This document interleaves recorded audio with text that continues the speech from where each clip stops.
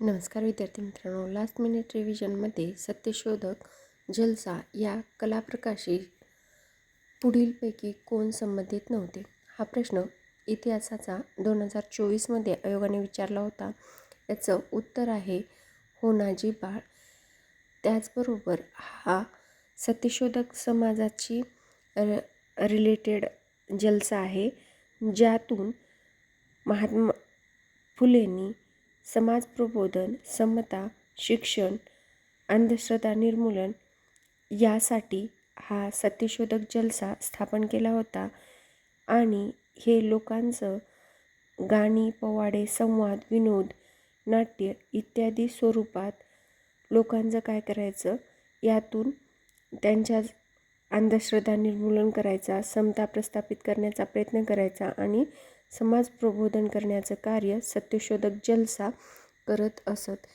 त्याचबरोबर याशिवाय म्हणजे भाऊराव पाटोळे हे तर जलसा या प्रकाराचे पायाभरणा करणारे कार्यकर्ते होते, पण त्याचबरोबर रामचंद्र घाटगे, ज्योतिराव फाळके, भीमराव महामुनी, तातोबा यादव आणि गणपतदादा मोरे हे सुद्धा जलसाचे म्हणजेच सत्यशोधक जलसा या कलाप्रकाराशी रिलेटेड होते.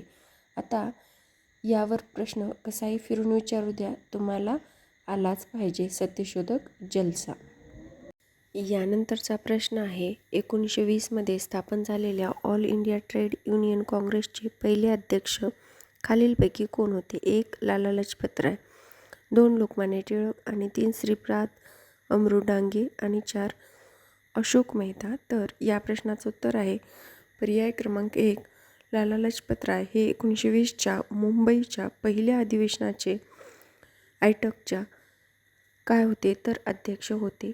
आयटकची स्थापना 16 ऑक्टोबर 1920ला झाल्यामुळं 1 ऑगस्ट 1920ला लोकमान्य टिळक यांचा मृत्यू झाल्यामुळं त्यांचा पाठिंबा जरी असला तरीही ते या म्हणजे आयटकमधले कुठलेही सदस्य किंवा कार्यकर्ते नव्हते.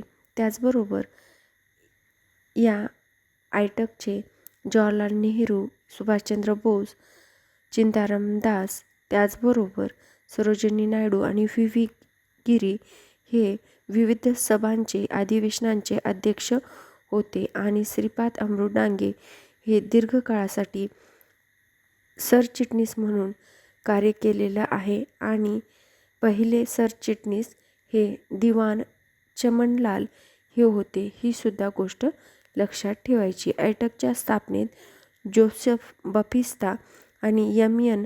जोशी यांनी महत्त्वाची मदत केली किंवा यांचा महत्त्वाचा वाटा आहे.